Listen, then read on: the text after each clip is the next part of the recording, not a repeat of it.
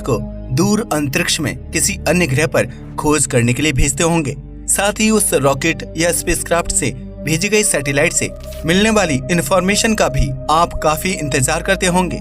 लेकिन क्या आपने कभी ये सोचा है कि यह रॉकेट या स्पेसक्राफ्ट जब हमारे वैज्ञानिक किसी अन्य ग्रह पर भेजते हैं तो इसकी क्या प्रक्रिया रहती है, और साथ ही हर ग्रह पर पहुंचने के लिए इन्हें कितना समय लगता होगा? क्योंकि ऐसा तो बिल्कुल भी नहीं है कि हमारे वैज्ञानिकों को केवल एक ग्रह पर टारगेट फिक्स करके उस रॉकेट को भेजना होता है। ऐसा इसलिए क्योंकि सभी ग्रह सूर्य के आगे पीछे चक्कर लगा रहे होते हैं, इसलिए कोई एक फिक्स्ड टारगेट पॉइंट ढूंढना आसान नहीं होता। रॉकेट को कुछ इस प्रकार भेजा जाता है कि वे एक ऐसे पॉइंट पर सही समय पर पहुंच जाएं, जहां पर हमारे वैज्ञानिकों ने अनुमान लगाया है कि वह ग्रह जहां पर इस रॉकेट को भेजा जाना है वो भी उस पॉइंट तक पहुंच जाए। साथ ही वह रॉकेट उस ग्रह की ग्रेविटी में भी घुस जाए। लेकिन फिर भी ये सब इतना आसान नहीं रहता। आखिर स्पेसक्राफ्ट में पर्याप्त फ्यूल की भी जरूरत होती है और अन्य ग्रह, तारे और सूरज की ग्रेविटी से भी उसे बचना होता है। तो चलिए आज हम इसे गहराई से समझते हैं कि आखिर एक स्पेसक्राफ्ट या रॉकेट को किसी अन्य ग्रह पर किस प्रकार भेजा जाता है, और साथ ही हमारे सोलर सिस्टम में अलग अलग ग्रह पर पहुंचने के लिए कितना समय लग जाता है। किसी भी रॉकेट को किसी ग्रह पर भेजने के लिए सबसे ज्यादा जरूरी है पर्याप्त मात्रा में प्रोपेलेंट का मौजूद होना। प्रोपेलेंट दरअसल रॉकेट में डालने वाले फ्यूल को कहा जाता है। हालांकि जब वह रॉकेट उड़ने लगता है तब धरती की ग्रेविटेशनल फोर्स अपना काम कर रही होती है, और इसलिए ये भी जरूरी होता है कि कोई भी रॉकेट काफी तेजी से धरती की ग्रेविटेशनल इन्फ्लुएंस से बाहर हो सके, ताकि जो ग्रेविटेशनल फोर्स उसे रोकने का काम करती है वो उससे भी पार हो जाए। यदि रॉकेट को किसी अन्य ग्रह पर पहुंचना है तो सबसे पहले यही देखा जाता है कि वह समय कौन सा है जब उस ग्रह की दूरी धरती से काफी कम होगी, क्योंकि ऐसा करने पर एक तो प्रोपेलेंट की भी कम जरूरत पड़ेगी और साथ ही डिस्टेंस और टाइम भी कम हो जाएगा। उदाहरण के लिए धरती और मंगल 2 साल में एक बार एक दूसरे के सबसे नजदीक होते हैं, इसलिए किसी रॉकेट को अगर मंगल ग्रह पर भेजना है तो ऐसे ही समय पर उसे लॉन्च किया जाता है। लेकिन यदि हमें किसी दूर के ग्रह पर रॉकेट भेजना हो तब हमें उसके पाथ का भी ध्यान रखना होता है कि कहीं वह रास्ते में किसी अन्य ग्रह के ग्रेविटेशनल इन्फ्लुएंस में ना जाए। और जैसा कि हमने आपको पहले बताया कि कोई भी ग्रह हमारे सोलर सिस्टम में एक फिक्स्ड पोजीशन में मौजूद नहीं होता। हर ग्रह टेंस ऑफ किलोमीटर्स पर सेकंड की स्पीड से लगातार सूर्य का चक्कर लगा रहे होते हैं। इसलिए किसी रॉकेट का ये भी जरूरी है कि उसे एक इलेप्टिकल ऑर्बिट में ही लॉन्च किया जाए, और ऐसे इलेप्टिकल ऑर्बिट को होम एंड ट्रांसफर ऑर्बिट कहा जाता है। और इसलिए ऐसा नहीं हो सकता कि किसी भी रॉकेट को कभी भी अंतरिक्ष में भेज दिया जाए। लॉन्च की भी फिक्स्ड डेट और टाइम होता है, क्योंकि ये सब कैलकुलेशंस पर आधारित होता है।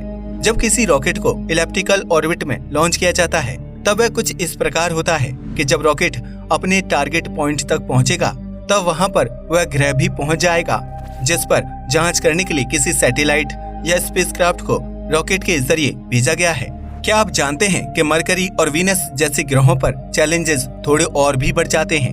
ऐसा इसलिए क्योंकि यह दोनों ही ग्रह सूर्य के काफी नजदीक होते हैं, और इसलिए यदि कोई रॉकेट इन तक भेजा जाए तो इस बात का काफी ध्यान रखना होता है कि कहीं सूर्य की ग्रेविटी ही उस रॉकेट को अपनी ओर ना खींच ले, क्योंकि यदि ऐसा हो गया तो फिर सूर्य उस रॉकेट को अपनी सतह की ओर आकर्षित कर लेगा और वह रॉकेट पूरी तरह से नष्ट हो जाएगा।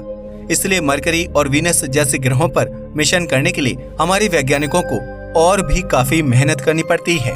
साथ ही यदि हमें रॉकेट को आउटर प्लैनेट की ओर भेजना हो तब भी रॉकेट की स्पीड इतनी तेज होना जरूरी है कि वह सूरज की ग्रेविटी को पार कर सके।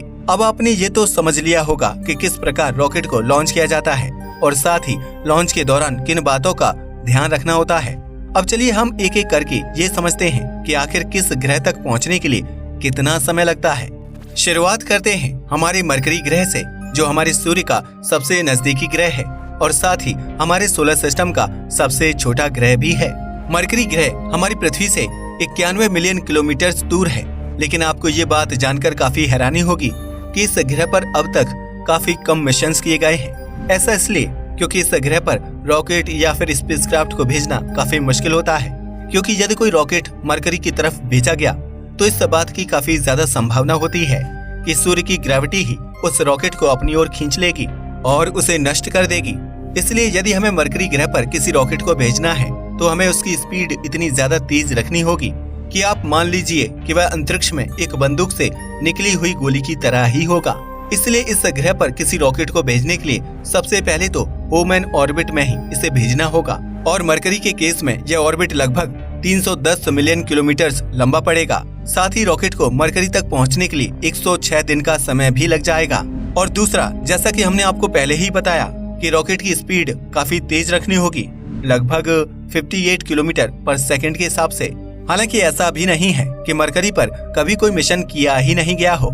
साल 1974 में मैरिनर 10 नाम का एक प्रोब मरकरी पर भेजा गया था और उससे हमारे वैज्ञानिकों को इस ग्रह के बारे में जानने को काफी कुछ मिला। मरकरी के बाद दूसरा ग्रह आता है वीनस यानी कि शुक्र। यह ग्रह धरती से 41 मिलियन किलोमीटर की दूरी पर है। यदि हम इसके होम एंड ऑर्बिट की बात करें तो इसका डिस्टेंस लगभग 402 मिलियन किलोमीटर लंबा है। लेकिन क्या आप जानते हैं कि यदि हम वीनस ग्रह पर भेजे गए स्पेसक्राफ्ट का इतिहास देखें तब आप ये पाएंगे कि हर एक स्पेसक्राफ्ट को वीनस ग्रह तक पहुंचने के लिए अलग समय ही लगा है। हालांकि ऐसा कहा जाता है कि वीनस ग्रह तक पहुंचने के लिए कोई भी एवरेज प्रोब को लगभग 150 दिन लग जाएंगे। साल 1961 में वीनस ग्रह पर पहला मिशन किया गया और वेनेरा 1 नाम के एक प्रोब को लॉन्च किया गया। यह प्रोब वीनस ग्रह तक केवल 97 डेज में ही पहुंच गया। लेकिन साल 2006 में भेजे गए ESA's वीनस एक्सप्रेस को वीनस ग्रह के ऑर्बिट में पहुंचने के लिए 153 दिनों का समय लगा। यहाँ तक कि एक बार एक ऐसा मिशन भी किया गया था जब उसे वीनस ग्रह तक पहुंचने के लिए 463 दिनों का समय लगा था। अब चलिए बात करते हैं मंगल ग्रह की, जो कि हमारी धरती से 56 मिलियन किलोमीटर की दूरी पर है। और आज के समय में हमारे पास जो टेक्नोलॉजी है उसके हिसाब से मंगल ग्रह तक पहुंचने के लिए लगभग 8 महीने का समय लग जाता है। साथ ही इस ग्रह का होम एंड ऑर्बिट का डिस्टेंस लगभग 600 मिलियन किलोमीटर के बराबर है। लेकिन यदि मंगल ग्रह पर भी किए जाने वाले मिशन का इतिहास देखा जाए तब भी आप यही पाएंगे कि कुछ मिशंस को इस तक पहुंचने के लिए ज्यादा समय लगा और कुछ को कम समय भी लगा। मैरिनर 6 और मैरिनर 7 को मंगल तक पहुंचने के लिए लगभग 156 दिन और 131 दिन लग गए। लेकिन कुछ ऐसे मिशंस भी थे जब उन्हें मंगल ग्रह तक पहुंचने के लिए 300 दिनों से भी ज्यादा समय लगा है। इसके बाद बात करते हैं जुपिटर ग्रह की, जो हमारे सोलर सिस्टम का सबसे बड़ा ग्रह है और आउटर प्लैनेट्स में सबसे पहला ग्रह भी है। ये हमारी धरती से 620 मिलियन किलोमीटर की दूरी पर है। लेकिन जुपिटर ग्रह तक पहुंचने के लिए अब तक हमारे पास कोई एवरेज टाइम ड्यूरेशन नहीं है, क्योंकि अब तक जितने भी मिशंस इस ग्रह पर किए गए हैं उन सबको अलग अलग समय ही लगा। जुपिटर ग्रह पर भेजे गए सबसे पहले प्रोब पायनियर 10, जिसे 2 मार्च 1972 को लॉन्च किया गया था, उसे जुपिटर तक पहुंचने के लिए 640 दिन का समय लग गया था। क्या आप जानते हैं कि उस प्रोब ने 1.273 बिलियन किलोमीटर का होम एंड ऑर्बिट तय किया था। अब आप ही अनुमान लगा लीजिए कि आखिर यह कितना बड़ा डिस्टेंस है। और यही कारण था कि वह प्रोब काफी तेज गति से जुपिटर ग्रह तक पहुंचा था। आपको यह जानकर बहुत ही हैरानी होगी कि गैलीलियो प्रोब, जो कि पहला प्रोब था जो जुपिटर के ऑर्बिट में पहुंच सका था, उसे जुपिटर के ऑर्बिट में पहुंचने के लिए लगभग 2242 दिन लग गए थे। जुपिटर के बाद हमारी सोलर सिस्टम का सबसे बड़ा ग्रह है सैटर्न, और यह ग्रह हमारी पृथ्वी से 1277 मिलियन किलोमीटर की दूरी पर है। क्या आप जानते हैं कि इस ग्रह तक किए जाने वाले शुरुआती मिशन को लगभग 6.5 साल यानी कि 6.5 साल का समय लगा था। साल 1980 में वॉयेजर 1 को भी सैटर्न ग्रह की ओर भेजा गया, लेकिन रास्ते में इसका एनकाउंटर जुपिटर ग्रह से हो गया। हालांकि यह एनकाउंटर कुछ ऐसा था कि जुपिटर ग्रह की वजह से इसे अपनी स्पीड बढ़ाने में मदद मिली, क्योंकि यह जुपिटर से इतना दूर था कि उसकी ग्रेविटी तो उस पर असर कर रही थी पर उसे अपनी ओर खींच नहीं सकती थी। इसके कारण उसकी स्पीड बढ़ गई और अंत में उस मिशन को सैटर्न तक पहुंचने के लिए 1165 दिन लग गए, यानी इसे लगभग 3 साल का समय लग गया सैटर्न ग्रह तक पहुंचने के लिए। लेकिन जब इसके बाद वॉयेजर 2 को भेजा गया तब उसे लगभग 4 साल का समय लगा था। चलिए अब बात करते हैं यूरेनस ग्रह की, जिसका मिनिमम डिस्टेंस हमारी धरती से 2720 मिलियन किलोमीटर है। अब आप ही सोचिए कि यदि सैटर्न ग्रह तक पहुंचने के लिए कम से कम 6.5 साल का समय लगा, फिर यूरेनस ग्रह तक पहुंचने के लिए और भी ज्यादा समय लगता होगा, क्योंकि ये ग्रह हमारे सोलर सिस्टम का 7वां प्लैनेट है और काफी दूर भी है।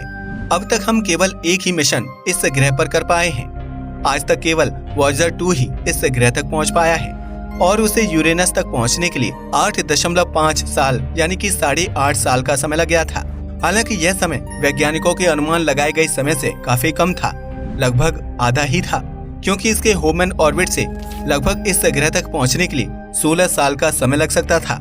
लेकिन यह समय आधा इसलिए हुआ क्योंकि जुपिटर और सैटर्न के ग्रेविटेशनल इन्फ्लुएंस के कारण इससे काफी मदद मिल गई, बिल्कुल वैसे ही जैसा हमने आपको पहले भी बताया। अब बारी है आखिरी ग्रह नेपट्यून की। हम जानते हैं कि आपको आज की यह जानकारी काफी दिलचस्प लग रही होगी, लेकिन क्या आप ये अनुमान लगा सकते हैं कि नेपट्यून ग्रह तक पहुंचने के लिए कितना समय लगता होगा? इसका मिनिमम डिस्टेंस हमारी पृथ्वी से 4,347 मिलियन किलोमीटर है। इस ग्रह पर भी अब तक केवल एक ही प्रोब पहुंच पाया है, क्योंकि ये तो आप समझ ही गए होंगे कि ये हमारी पृथ्वी से कितना दूर है। इस ग्रह तक भी वॉयेजर 2 ही अब तक पहुंच सका है और इसका भी एनकाउंटर यूरेनस ग्रह से हुआ था।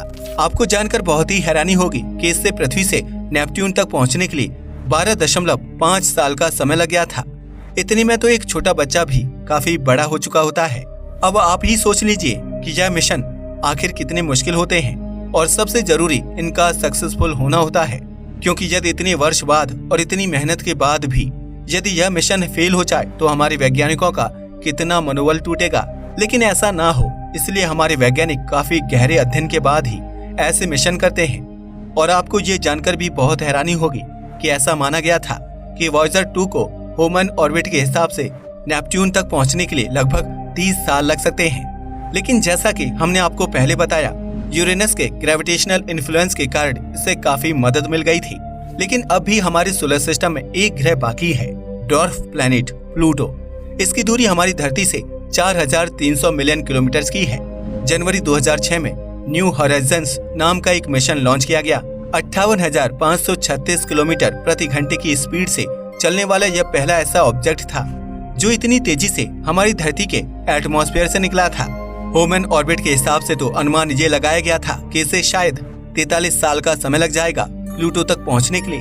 लेकिन न्यू हॉराइजन्स प्लूटो पर केवल 9.5 वर्ष में ही पहुंच गया था। ऐसा इसलिए हुआ क्योंकि इसे जुपिटर के ग्रेविटेशनल इन्फ्लुएंस से काफी सहायता मिल गई थी।